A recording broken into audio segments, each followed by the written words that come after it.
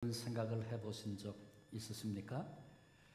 내가 내 인생을 다시 시작할 수만 있다면, 지금 가지고 있는 신앙을 가지고 다시 시작할 수만 있다면 우리 가정이, 우리 자녀들과의 관계가, 혹은 내 인생의 삶이 그렇게 또다시 실패를 되풀이하며 살지는 않을 텐데, 내게 다시 기회가 주어진다면 적어도 그렇게는 살지 않을 텐데, 이런 마음을 가져보신 적이 있습니까? 그런데 이런 생각은 다 환상에 불과합니다. 아무도 지나간 세월을 돌이키지는 못합니다. 그러나 우리 주님은 우리가 다시 태어나서 새로운 삶을 살 수 있는 기회가 우리 크리스찬들에게 있다고 그렇게 말씀하셨음을 알고 계십니까? 단지 내 삶의 한 부분이 조금 바뀌는 것이 아니라, 내 습관이 조금 달라지는 것이 아니라, 내 인생이 다시 태어나서 새로운 삶을 살게 된다고 말씀하고 계십니다. 이 말씀은 본문의 니고데모와의 대화 중에 하신 말씀입니다. 본문 3장 1절에 보니까, 그런데 바리새인 중에 니고데모라 하는 사람이 있으니 유대인의 지도자라. 바리새인이라고 하는 사람은 십계명을 일평생 그대로 지키며 사는 것, 그것이 생애 목표인 사람들입니다.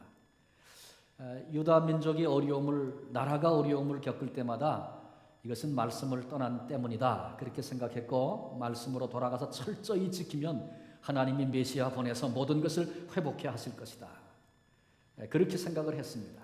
그랬기 때문에 그들은 하나님의 말씀대로 살지 않는 사람들을 보면 아주 못마땅했습니다. 그래서 그들을 죄인이라고 부르고, 때로는 경멸하고, 때로는 증오감도 가졌었습니다. 바리새인이 되려면 적어도 세 사람 앞에서 서원을 하고 이제 말씀대로 살려는 몸부림을 시작을 합니다.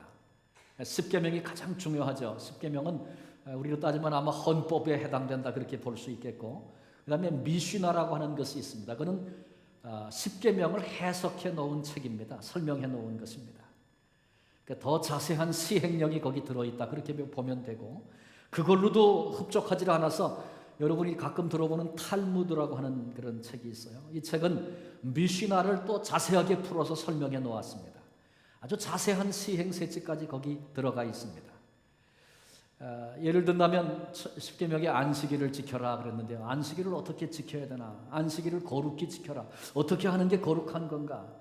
거룩히 지키려면 일을 하지 말아야 된다. 그러면 뭐가 일인가? 뭐 이런 것들을 다 케이스별로 질문에 따라서 대답을 다 써놨어요.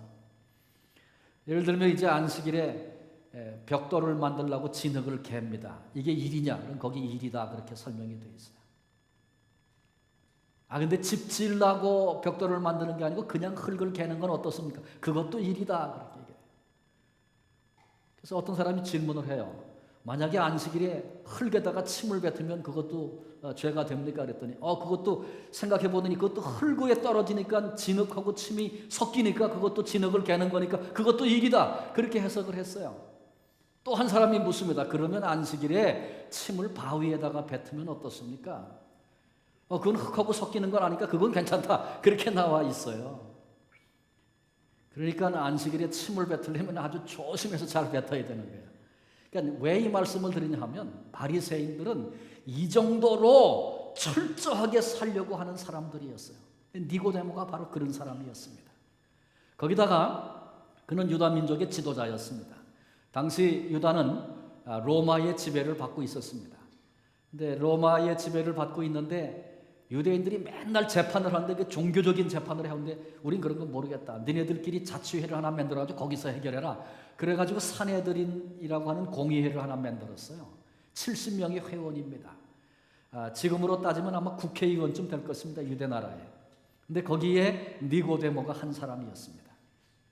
근데 이 니고데모가 예수님을 보니까 그 6월절에 성전에 올라와서 성전도 정결케 하고 그러시면서 그 주간에 계속 계시면서 예수님이 기적을 많이 행하셨어요. 근데 행하시는 예수님의 그 기적을 보니까 자신은 그런 거 해본 적도 없고, 또 유대인의 관원들이나 뭐 누구라도 그런 거 했다는 얘기 들어본 적도 없고, 그러니 예수님이 행하신 그 기적을 보고 니고데모가 놀란 것입니다.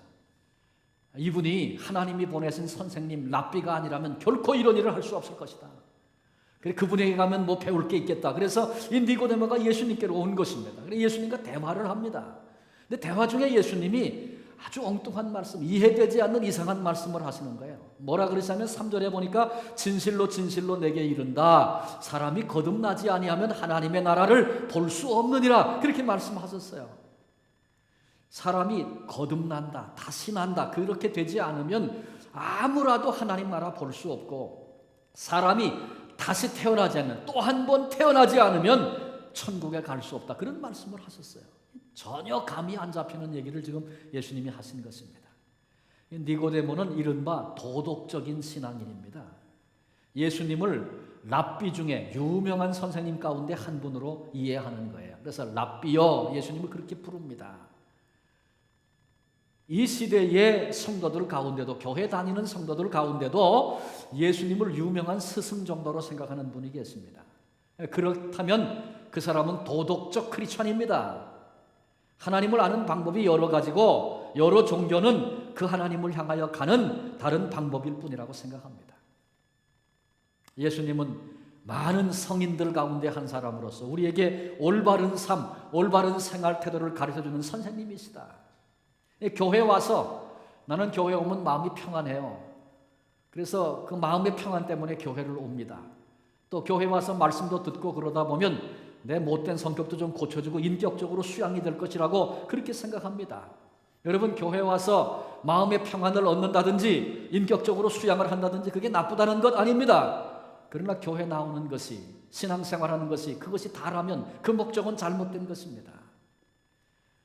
예수님은 도덕적인 신앙을 가지고 있는 니고데모에게 말씀하셨어요. 내가 거듭나지 않으면 하나님 나라 결코 볼 수 없다. 내가 다시 나지 않으면 천국에 갈 수 없다. 주님 그렇게 말씀하셨어요. 내가 아무리 인격 수양을 해도 그것 가지고는 천국에 못 간다. 내가 아무리 좋은 일을 나가서 많이 해도 그것 가지고는 천국에 갈 수 없다. 이런 말씀입니다. 그러면 누가 천국에 갑니까? 거듭난 사람, 다시 태어난 사람이다. 주님의 말씀이에요. 니고데모가 충격을 받습니다. 이게 도대체 무슨 말이냐? 왜 그가 그렇게 그 말씀의 의미를 모릅니까? 도덕적인 신앙인이기 때문에 그렇습니다. 이 도덕적인 신앙인을 예수님이 어떻게 대하셨는가 본문에서 좀 보십시오. 니고데모가 도덕적인 신앙의 대표예요. 근데 그런 무리의 신앙인들이 있었어요. 본문 2장 23절 이하에 보면 6월절에 예수께서 예루살렘에 계시니 많은 사람이 그의 행하시는 표적을 보고 그의 이름을 믿었으나, 주님이 행하시는 표적을 보고 예수를 믿었다 그랬어요. 여기서 보니까 믿는 사람 같아요. 그렇죠. 지금도 기사와 표적을 보고 예수께로 돌아오는 사람들이 있죠. 믿음 갖는 사람들 있어요. 믿는 사람 같아요. 근데 그렇지 않다고 주님이 말씀하세요. 여기 뭐라 그러냐면 그 다음 절에 보니까 예수는 그의 몸을 그들에게 의탁하지 아니하셨으니 이는 친히 모든 사람을 아심이요. 여기서 예수님이 그들에게 몸을 의탁하지 않았다. 이 의탁이라고 하는 단어가 믿음이라고 하는 단어와 똑같은 단어입니다. 그러니까 다시 설명을 드리면 무리들은 표적을 보고 예수님을 믿었으나 예수는 그들을 믿지 않았다. 이런 말씀을 본문이 그렇게 설명을 해놓고 있는 거예요. 왜 예수님은 그들을 믿지 않았어요? 그 다음에 보니까 이는 친히 모든 사람을 아십니다. 그 마음 속에 뭐가 있는지, 어떤 마음인지를 예수님이 지금 보고 알고 계시다, 그런 얘기예요. 그렇기 때문에 그들을 주님이 믿지 않았다, 그런 말씀입니다. 설명을 좀 드릴게요. 무슨 얘기냐 하면 예수님이 행하시는 표적과 기사를 보면서 야 놀랍다, 그리고 나도 이런 걸 좀 얻었으면 좋겠다, 뭐 이런 생각은 하면서 예수님을 단지 위대한 스승으로 지금 생각하는 것입니다. 예수님이 표적을 가나에서 행하신 것은, 예수님이 이런 일들을 행하신 것은 하나님이 이미 구약에 예고해 주신 그 메시아가 예수님 자신이라는 것을 나타내 보이려고 주님은 그 일을 하셨는데, 하나님이 말씀하신 그분이 지금 와서 이 일을 하고 계시구나, 이렇게 마음이 열려서 이걸 보지 못하고 그냥 껍데기 기적 보고 야 좋다 그러고 여러 스승 가운데 한 사람으로 예수님을 생각하고 있는 그들의 불신을 주님이 지금 보고 계신 것입니다. 그래서 그들에게 몸을 의탁하지 않았다, 그들을 신뢰하거나 믿지 않았다, 그런 말씀입니다. 그 마음을 주님이 친히 아셨기 때문에 도덕적 크리스찬 있을 수 있다고 그랬죠? 얼마든지 이 땅에 지금 있습니다. 교회 안에 있습니다. 그러나 주님께서 그들을 대하면서 믿을 수 없는 사람이다. 맡길 수 없다. 몸을 맡길 수 없다 그러셨는데 몸은 그리스도의 몸은 교회다 그렇게 얘기할 수도 있겠죠. 도덕적 크리스찬이 교회를 맡으면 안 된다. 그런 말씀이기도 합니다. 교회 내에 오늘날 도덕적 크리스찬이 있습니다. 스스로는 내가 그리스도인이다 그렇게 생각합니다. 그러나 영의 일은 모릅니다. 모든 일을 단지 도덕적 차원에서 이해하고 해석합니다. 무슨 설교를 들어도 도덕적 차원에서 이해합니다. 그래서 버릴 것은 버리고 저건 나와 상관없다 여기고 취할 것만 취합니다. 영적인 일을 얘기해도 단지 자신의 상식에 근거해서 통계에 근거해서 이해하고 말할 뿐입니다. 이 도덕적 크리스찬일수록 도덕성에 스스로 자신이 있습니다. 그래서 다른 사람에 대해서 대체적으로 비판적입니다. 특별히 잘 믿는다고 하는 사람들에 대해서 대단히 비판적입니다. 그런 니고데모에게 지금 주님이 내가 거듭나지 않으면 하나님 나라 볼 수도 없고 하나님 나라 갈 수도 없다. 주님이 지금 그렇게 말씀하시는 것입니다. 그래서 니고데모는 자기가 이해할 수 있는 최선의 것으로 말합니다. 아니 다시 태어나다니 그러면 내가 어머니 뱃속에 들어갔다가 다시 난다 그런 말씀이십니까? 이렇게 지금 반문합니다. 그때 예수님께서 내가 진실로 진실로 내게 이른다. 사람이 물과 성령으로 나지 아니하면 하나님 나라에 들어갈 수 없느니라. 육으로 난 것은 육이요 영으로 난 것은 영이니. 그렇게 말씀하십니다.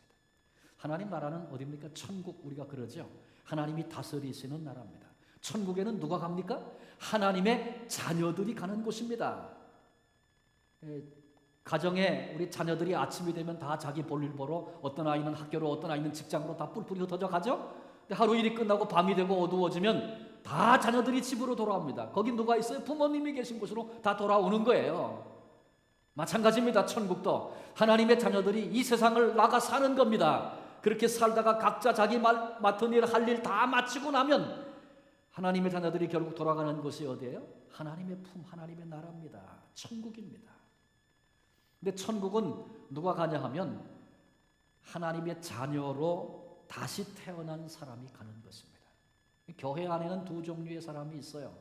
그냥 내가 육신적으로 태어나서 교회 와서 예배도 드리고 그냥 왔다 갔다 하는 사람도 있고 여기서 그리스도의 생명을 얻어 영적으로 다시 태어나는 사람이 있다. 그런 얘기입니다.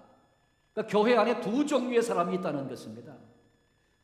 만약에 돼지를 목욕탕에 데리고 들어와서 떼미는 수건으로 잘 씻겨주고 그 다음에 비누질 다 해주고 샴푸 해주고 그 다음에 드라이로 다 말려주고 그 다음에 향수 발라주고 그리고 양복 하나 만들어서 입혀주고 넥타이 매주고 TV 앞에 딱 이렇게 앉혀놓으면 그 돼지가 사람이 됩니까? 돼지는 돼지일 뿐입니다. 아마 좀 이런 설명은 할 수 있겠죠. 냄새 좋은 향기 나는 돼지 그런 말은 할 수 있을 겁니다. 양복 입은 돼지 아니면 뭐 TV 보는 돼지 아마 그런 얘기는 혹시 할 수 있을지 모르겠지만 절대로 인간이라고 돼지를 말하지 않습니다. 그럴 수 없는 것입니다. 아예 다른 것입니다. 그런데 우리가 하나님 나라에 가려면 내가 태어난 아무개 인생을 살고 있는 아무개로서만은 결코 갈 수 없는 곳입니다. 내가 하나님의 자녀로 다시 태어나야 내 하나님이 위로부터 부어주시는 영적인 생명을 내가 얻어야만 하나님 나라에 갈 수 있다. 그런 말씀입니다. 우리가 애쓰고 인격 수양하고 그러면 좋은 인격자는 될 수 있을지 모르겠어요. 그러니까 아무리 인간이 노력해서 좋은 인격자가 돼도 영적으로 새 생명을 얻어 하나님의 자녀가 된 사람과는 원래 질이 다른 것입니다. 존재가 다른 것입니다. 하나님의 자녀란 수양을 통해서 결코 얻을 수 있는 것이 아닙니다. 노력을 통해서 되는 것이 아닙니다. 여전히 인간일 뿐입니다.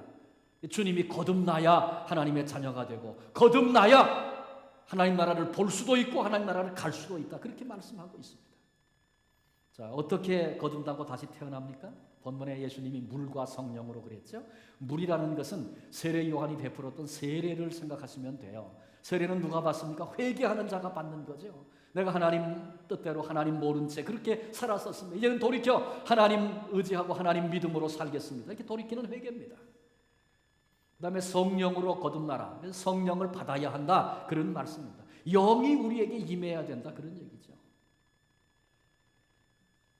그래야 하나님의 자녀가 되고, 그래야 영적인 사람이 되고, 그래야 영적인 세계를 알기 시작하고 영적인 일을 체험하고 영적인 능력을 경험하게 된다. 그런 말씀입니다. 성령을 받는 방법은 사람마다 전부 다릅니다. 바람이 어디서 부는지 모른다. 예수님이 그런 말씀을 본문에 하셨어요. 요즘 같은 과학 시대에도 일기예보가 종종 틀리잖아요. 그거 왜 그래요? 인공위성을 통해서 구름의 방향을 다 보고도 틀려요. 그거 왜 그러냐 하면 지금은 바람이 그렇게 불어서 구름을 글로 몰고 가는 것 같은데 언제 그게 방향이 바뀔지 모르는 거예요. 그냥 예측만 하는 거예요. 그걸 보고. 그러니까 예측에 빗나가면 틀리는 거죠. 방법이 없는 거죠. 성령을 받는 일도 알 수가 없다. 그렇게 말씀하셨어요. 중요한 것은 이따가 이제 전부 다른 것이 왜 다른지 좀 설명을 드리겠습니다만, 중요한 것은 우리가 성령을 받지 않으면, 영이 위로부터 내 안에 들어오지 않으면 우리는 그리스도의 사람도 아니고 또 하나님의 자녀가 아니고 천국에도 갈 수 없고 영적인 일을 보거나 알 수도 없는 그런 존재에 불과하다. 도덕적인 신앙인이다. 그렇게 지금 말씀하고 계신 것입니다. 그러니까 우리는 거듭나야, 성령을 모셔야 하나님의 자녀가 되고 천국에 갈 수 있는 것입니다. 이 말씀을 예수님께서 니고데모에게 하셨는데, 니고데모는 도덕적인 신앙인이기 때문에 이해가 안 되는 것입니다. 그래서 9절에 니고데모가 대답합니다. 이르되 어찌 그런 일이 있을 수 있나이까? 도대체 무슨 말씀을 하시는 겁니까? 니고데모는 자기 가치관, 자기 도덕관, 자기가 알고 있는 지성, 이해될 수 있는 그 이상을 이해하지 못하는 거예요. 그래서 어떻게 그런 일이 있을 수 있습니까? 그렇게 지금 반문하고 있는 것입니다. 그때 예수님께서 10절에 보니까 너는 이스라엘의 선생으로서 이런 것을 모르느냐? 그리고 아주 한탄하시고 안타까워하셨어요. 왜 그러냐 하면 지금 이 말씀은 예수님이 처음 하신 것이 아니고 구약에 이미 예언된 말씀이기 때문에 그렇습니다. 구약의 성도들이 하나님께로부터 십계명을 받았습니다. 그런데 왜 그들이 실패했습니까? 십계명을 조목조목 이해하지 못하고 몰라서 실패했습니까? 아닙니다. 그들이 실패한 건 능력이 없었기 때문에 실패한 겁니다. 아는데 그렇게 살 힘이, 그렇게 살 능력이 없는 것입니다. 똑같이 오늘날에도 한국에 이런저런 부패해서 막 부끄러운 일들이 드러나고 그러는 거, 가끔 그런 뉴스를 보지 않습니까? 여러분, 왜 사회가 부패합니까? 신문 사설을 읽어보면 거기 보면 다 맞는 얘기만 나와요. 틀리는 얘기가 없어. 다 맞아.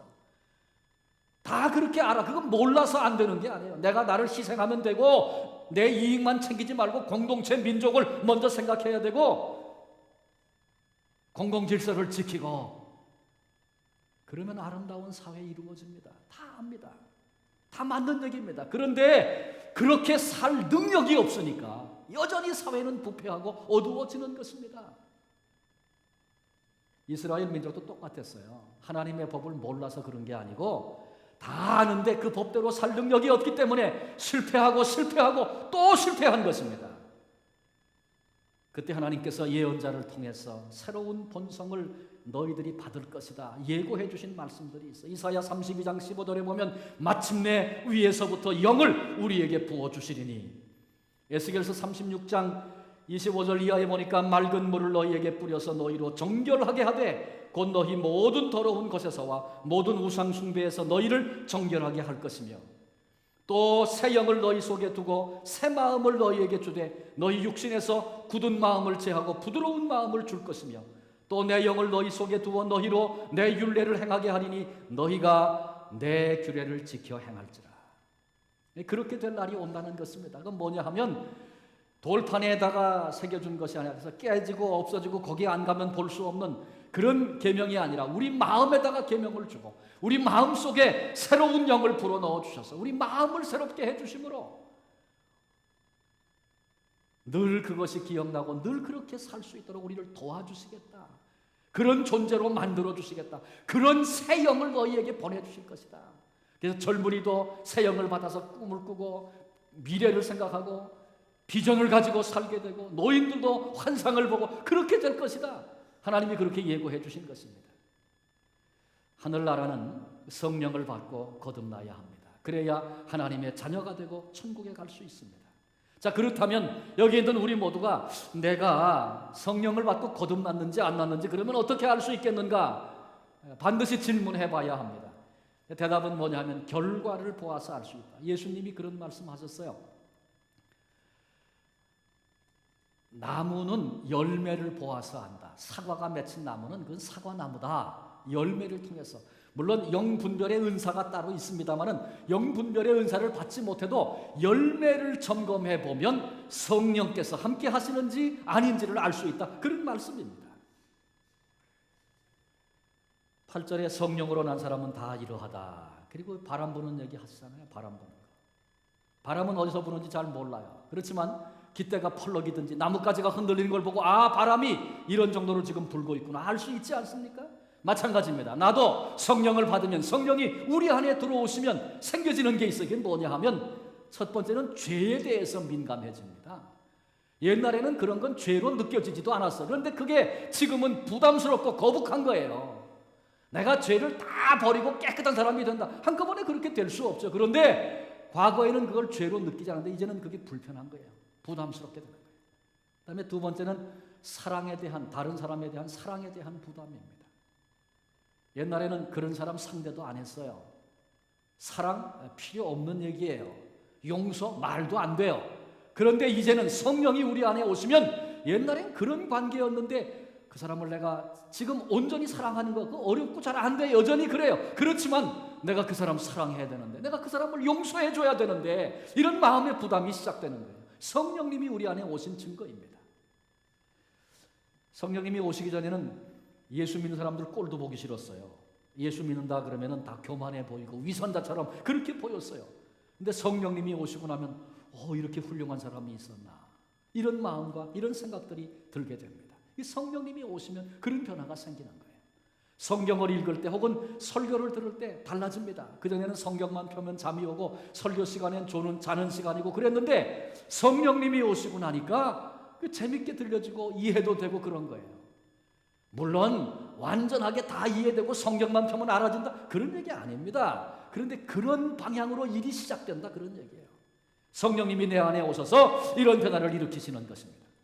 내 속에 이런 변화가 시작됐다. 우리 그렇게 고백하면 성령님이 내게 오셨구나. 내 안에 계시구나. 그렇게 확인하시면 됩니다. 근데 사랑하고 싶은 마음도 없고 용서하고 싶은 마음 더더군다나 없고 아무 관계 없고 미워하고 살아도 아무런 내 마음에 불편이 없고 성경 읽어도 아무 관심 없고 설교 들어도 왜 이렇게 오래 똑같은 소리를 자꾸 하는지 그렇게만 들려지고 그런다면 내게 성령님이 안 계신가 점검해야 합니다. 어떤 분은 어떤 영적인 체험을 하고 이것이 성령으로부터 온 것인지 이게 악령으로부터 온 것인지 구분이 안 돼서 두려워하는 사람을 만납니다. 그것도 결과를 보면 됩니다. 이런 일들이 따르느냐 안 따르느냐 보면 되는 거예요. 내가 그 영적인 체험을 하고 나서 죄에 대해서 더 민감해졌는가? 아니면 여전히 무감각한가? 내가 그 영적인 체험을 하고 나서 다른 사람을 생각하는 마음이 더 넓어졌나? 더 깊어졌나? 용서의 부담, 사랑의 부담은 있는가 없는가? 그런 거 점검해 보면 되는 거예요. 우리가 성령 받아야만 새로운 존재가 됩니다. 그래서 예수님은 니고데모를 향해서 탄식하시면서 구약에 벌써 이런 얘기 다 했는데 선생님 내가 이런 것을 모르느냐? 주님이 탄식하셨습니다. 성령 받는 방법은 바람이 부는 것과 같이 임의로 하나님이 하시는 일입니다. 그래서 꼭 이래야 된다 그렇게 말할 수 없어요. 그러나 틀림없는 거 한 가지는 예수님께서 우리로 다시 태어날 수 있는 기회를 만들어 주시려고 하나님이 사람의 몸을 입으시고 이 땅에 오셨다는 사실입니다. 모든 종교의 창시자 공자, 석가, 마호멧 그들은 부모를 통해서 정상적으로 이 땅에 출생한 분들이죠. 예수님은 성령을 통해서 잉태되셨고 동정녀 마리아에게서 나신 분이십니다. 모든 종교 창시자 다 죽어 무덤에 들어갔습니다. 그런데 우리 주님은 십자가에 죽으셨지만 무덤에 들어가셨지만 사흘 만에 부활하셔서 지금은 승천하여 하늘 보좌 우편에 계신 분이 있습니다. 예수님의 무덤은 비어 있습니다. 지난주에 우리가 부활절 예배를 드리지 않았습니까? 모든 종교는 우리를 인격자로 만들어주는 데는 얼마든지 도움이 될 것입니다. 그러나 그분들은 죽음 앞에서 무기력한 분들이었습니다. 그분들이 그러니 우리에게 결코 영생을 줄 수 없는 것입니다. 그런데 세상에 오셔서 십자가에 죽으셨고 부활하시고 승천하신 예수님께서 이제는 우리에게 성령을 물붓듯 부어주시고 우리로 하나님의 자녀로 다시 태어날 수 있게 우리로 천국 가는 특권을 누리도록 그렇게 바꾸어 주신 것입니다. 요한복음 1장 12절에 영접하는 자 곧 그 이름을 믿는 자들에게는 하나님의 자녀가 되는 권세를 주셨으니 말씀하고 계십니다. 예수님에 대한 복음 말씀을 들으면서 뭐 다 이해되고 다 알아서가 아니라 나도 그 예수님 모시고 그 예수님 믿고 살았으면 좋겠습니다. 이런 마음의 생각이 드는 것은 주님이 우리의 마음의 문을 놓고 하시는 것입니다. 누구든지 내 음성을 듣고 문을 열면 내가 그에게로 들어가서 그로 더불어 먹고 그는 나로 더불어 먹으리라. 주님 그렇게 말씀하셨어요.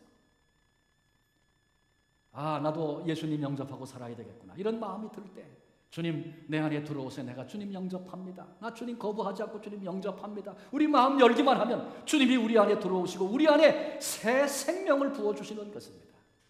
그리고 그때 위로부터 성령이 우리 안에 들어오십니다. 성령이. 이건 내가 태어나서 오늘까지 살아왔던 내 인격과는 전혀 다른 거예요. 하나님의 영이 우리 가운데로 들어오시는 거예요.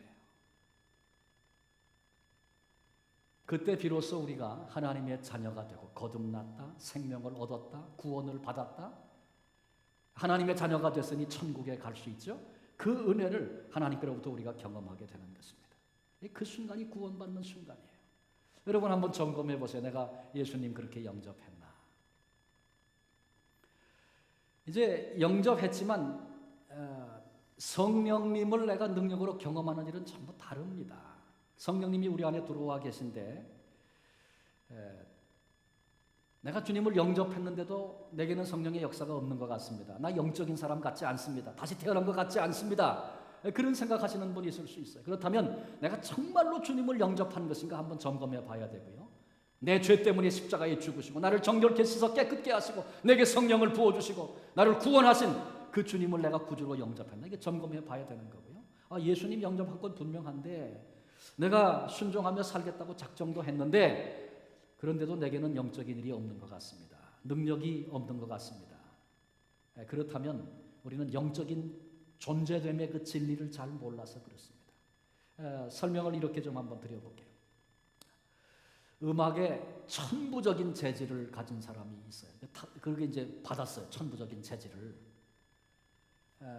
그런데 이 천부적인 소질을 갖고 태어난 사람도 태어나서 이 재질을 키우지 않고 사용하지 않고 연습하지 않고 그냥 살면 음악 못하는 사람과 똑같이 그냥 사는 거예요.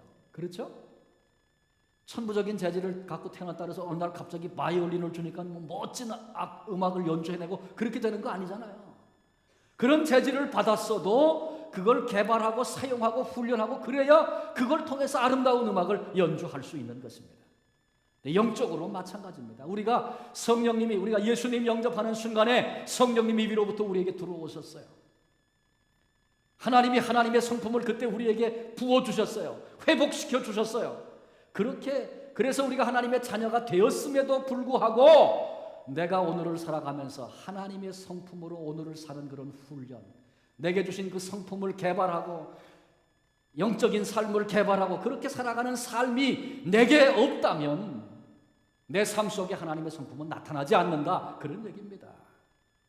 바꿔 얘기하면 예수님 믿고 나면 영접하고 나면 그 다음엔 저절로 내가 그리스도의 사람이 되고 영적인 사람이 되고 능력의 사람이 되고 그 잘못 생각하는 착각하고 있는 것입니다. 예수 믿고 예수님 영접하고 가만히 있으면 그냥 교회만 왔다 갔다 하면 저절로 다 된다. 이건 잘못 생각하는 것입니다. 예수님을 영접했다고 생각하는데도 내가 그런 체험이 없다라고 하는 것은 둘 중에 한 가지. 한 가지는 예수님을 영접한 게 아니든지 아니면 내가 성령께서 이미 내 안에 들어오셨고 내게 주신 은사들이 있고 성품이 있음에도 불구하고 그것을 개발하지 않고 사용하지 않고 있든지 둘 중에 한 가지입니다. 이런 원리를 잘 모르고 있다가 가만히 있다가 어느 날 갑자기 뭐 번개치듯이 뭐가 쳐가지고 하루아침에 예수님처럼 내가 완전한 사람이 된 것으로 그렇게 생각하는 그런 사람들이 종종 있습니다. 그러나 실제로 살아보면 어때요? 엄두도 안 나는 얘기죠.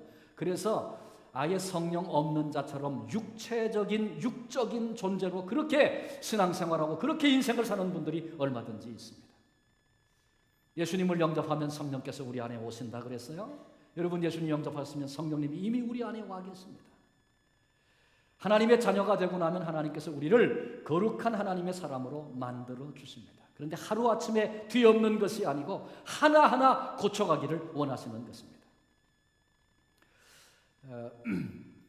어떤 분들은 우리 안에 성령님이 계신데 예수님 영접할 때 그 오신 성령님, 그 성령님의 인도하심 앞에 그냥 민감하게 그때부터 살아서 성령님이 나와 함께 하시는구나 이렇게 아는 사람도 있습니다. 그런가 하면 어떤 사람은 전혀 모르고 살아요. 그러다가 뭐 기도원에 가서 특별히 뭐 집회할 때 은사 성령을 경험하고 내 안에 막 뜨거움을 경험하고 여러 가지 은사도 경험하면서 하나님이 내 속에 계시구나 그때 가서 확인하는 사람도 있어요. 어떤 사람은 성령이 까맣게 잃어버리고 살다가 말씀 듣던 중에 내 안에 성령님이 계신 걸 느끼고 확인하기도 하고 조용히 묵상하며 기도하다가 깨달아지기도 하고 성령님이 나를 주장하시는 일을 경험하기도 하고 그럽니다. 근데 이미 성령님이 내 안에 와 계신데 그 성령님을 내가 경험하지 못하고 그런 특별한 때에만 우리가 안다면 얼마나 불행한 거예요. 하나님은 우리가 조금씩 변해가서 성령의 사람, 영적인 사람이 되기를 그토록 원하고 계세요. 여러분 지금 이 순간에 한번 가만히 생각해 보십시오. 성령께서 정말 나를 향하여 갖고 계신 성령님의 그 안타까운 소원이 뭔가를 한번 생각해 보십시오. 성령님은 나에게 그걸 지금 원하고 계세요. 아마 개인적으로 그건 자기만이 들을 수 있고 자기만이 느낄 수 있는 것입니다. 성령님이 나에게 원하시는 게 뭔가 깊이 묵상해 보고 그게 알아지면 여러분 그 한 가지를 한번 순종해 보십시오. 작정을 하고 다른 거 말고 그 한 가지를 한번 순종해 보세요. 그러면 나와 함께 계신 성령께서 어떻게 나를 이끌고 계신지, 성령의 능력이 어떤 것인지, 영적인 존재가 어떤 존재인지를 하나님께서 우리로 체험하게 하시고 경험하게 하시는 것입니다. 우리가 예수님 영접할 때 우리 마음속에 그런 마음들이 있어서요. 이렇게 해야 되겠구나. 예수님 영접하면서 기뻐하면서 우리 마음에 가졌던 그 한 가지, 그때 주셨던 그 마음 하나 붙잡고 그거 한번 순종해 보세요. 성령께서 우리의 능력 되심을 우리로 경험하게 하시는 것입니다. 또 예수님 영접할 때 내가 벌써 알았어요. 그때 하나님께서 예수님 영접하시는 순간에 너 이런 거는 고쳐야 된다. 이런 거는 바꿔야 된다. 이런 거는 달라져야 된다. 그렇게 내게 알려주셨던 거 있어요. 그거 되돌아 생각해보고 그거 한 가지 붙잡고 그거 한번 거절하고 그거 한번 끊어보십시오. 성령께서 우리를 도와주실 것이고 성령의 능력을 체험하는 그런 체험자가 되게 하실 것입니다. 물론 그렇게 순종해 보려고 하는 과정 속에 안 되니까 매달려 기도도 하고 어떤 때는 실망도 하고 그러죠. 그렇지만 괜찮아요. 그런 과정 다 겪는 거예요. 음악적인 재주가 있어도 뭐 그냥 한 번에 다 끝납니까? 하다가 또 안 되고 되다가 또 안 되고 뭐 그러기도 하는 거죠. 그래요. 우리 안에 성령님 오셔서 우리가 순종하며 사는 삶을 시작해도 되기도 하고 안 되기도 하고 넘어지기도 하고 또다시 일어서기도 하고 그러는 것입니다. 그런 과정을 통과하면서 하나님의 음성을 듣는 귀가 열리고 영적인 눈도 열리고 하나님의 능력도 체험하게 되고 그런 것입니다. 한 가지 잘 훈련하고 마치면 하나님께서 너 잘했다. 그렇게 개인적으로 격려도 해주시고 이번엔 이거 한번 해보자. 그리고 또 새로운 도전을 주시기도 합니다. 뭐 피아노 배우는 사람이 처음엔 바이엘 치죠. 그 다음에 체르니 합니다. 이런 식으로 하나님께서 우리 수준에 맞춰갖고 이렇게 끌고 가서 결국은 거룩한 하나님의 백성 만들어 주십니다. 하나하나 우리를 고쳐가시는 것입니다. 그 옛날 아브라함 부르시고도요. 그냥 하루아침에 딱 아브라함 믿음의 조상 만들어 주신 거 아니에요. 계속 실패하고 부끄러운 일 해가고 그렇지만 하나하나 고쳐서 마침내 그런 믿음의 조상 되게 하신 것입니다. 성령님이 우리 안에 오셔서 하루아침에 뭐 싹 다 바꿔주고 뭐 헷가닥 해가지고 완전히 달라지고 그런 거 우리 많이 기대하는데 그렇게 하시는 게 아니고 오셔서 우리 안에 한 가지 순종을 요구하시고 내가 그거 순종하면 그 다음에 하나님 기뻐하시고 거기서 그 문제에 대해서 해결받은 자로 살게 하시고 그 다음에는 그 다음 단계 더 깊은 것 우리에게 말씀해 주시고 그거 하나 해결되면 더 깊은 부분이 보여지고 알아지는 그런 삶을 하나님이 우리로 살게 하시는 것입니다. 이제 우리는 주님의 도전 앞에 지금 서 있습니다. 우리 다 예수 믿어서 여기 교회에 나와 오늘도 예배 드리고 있는 사람들입니다. 내가 남은 생에 도덕적인 신앙인으로 그렇게 살다가 끝날 것이냐, 아니면 참된 하나님의 자녀가 되고 영적인 사람이 되고 성령의 사람이 되고, 그래서 새로운 인생을 사는, 똑같은 환경 속에서도 새로운 존재로 살기 시작하면 거기서 맺는 열매가 달라지는, 경험이 달라지는, 꿈이 달라지는 그런 존재로 남은 생애를 살 것인가? 그러다가 하나님의 자녀로 하나님의 집에 영원한 나라에 들어가 그 영광을 누리는 그런 존재가 될 것인가? 이 두 가지 도전 앞에 우리들이 지금 서 있습니다. 나는 누구입니까? 도덕적인 신앙인입니까? 아니면 하나님의 자녀입니까? 나의 존재를 분명히 해야 합니다. 예수님 영접하는 거 난 잘 안 돼요. 그런 분 혹 계시다면 저한테 오셔야 합니다. 예수님은 영접하지 못한 채, 영은 임하지 않은 채, 생명은 갖지 못한 채 우리가 봉사하고 예배하고 무슨 의미가 있겠습니까? 영적으로 죽은 자가 예배하는 거죠. 여러분, 예수님을 영접하는 일이 중요합니다. 너무너무 귀한 것입니다. 예수님 영접하면 하나님이 우리를 거룩한 자로 봐주십니다. 우리 안에 거하시는 예수님을 바라보시면서 우리를 예수님처럼 의롭다고 그렇게 봐주십니다. 얼마나 우리를 기뻐하시는지 몰라요. 예수님 영접하는 일이 그렇게 큰 특권이에요. 그런데 교회는 오래 다니면서 예수님은 영접하지 않고 생명은 얻지 못한 채 도덕적으로 율법적으로 신앙생활을 한다면 얼마나 불행한 것입니까? 예수님을 영접하셨습니까? 그런데 성령께서 나를 마음대로 빚으시고 마음대로 쓰실 수 있도록 그렇게 살지 못해서 왜 내 삶은 이런가 고민하고 아파하시는 분은 계시지 않습니까? 여러분, 하루아침에 굉장한 거, 엄청난 거 하려고 하지 마십시오. 내 안에 계신 성령님께서 너 이렇게 했으면 좋겠다 그런 마음 주실 때 그거 하나 붙잡고 그거 하나 순종하고 나아가십시오. 주님이 더 큰 은혜, 더 큰 능력을 경험하게 하실 것이고 하나님께서 우리를 빚으셔서 하나님의 자녀다운 자로 우리를 만들어 주실 것입니다. 이 시대 속에 우리 하나님이 마음껏 쓰실 수 있는 그런 존재로 우리를 빚어 주실 것입니다. 오늘 하나님 앞에서 하나님, 나 더 이상 도덕적인 신앙인이 아니고 영적인 자녀로, 하나님의 자녀로 내 안에 성령께서 나를 사용하시는 그런 존재로 이제는 내가 살겠습니다. 내 의지, 내 생각, 내 경험 그것이 앞서서 그것으로 결정하고 그것으로 판단하고 그렇게 인생을 사는 것이 아니라 내 안에 계신 성령님이 원하시는 대로, 기뻐하시는 대로, 우리 하나님이 원하시는 대로 그렇게 내 발걸음을 옮기며 한번 하나님의 뜻을 이루며 그렇게 하나님의 자녀로 살아보겠습니다. 이런 결단이 오늘 하나님 앞에 우리 모두에게 있어지는 그런 축복이 있기를 바랍니다. 하나님이 우리를 도와주실 것입니다. 기쁨이 넘치게 하실 것입니다. 누가 뭐라 그래도 하늘의 소망 붙잡고 여전히 그 길을 갈 수 있는 그런 능력이 우리 안에 넘쳐나게 될 것입니다. 더 이상 흔들리지 않는 하나님의 사람으로 우리로 살게 하실 것입니다. 이 놀라운 축복을 누리시는 우리 모두가 되시기를 주님의 이름으로 축원합니다. 기도하시겠습니다.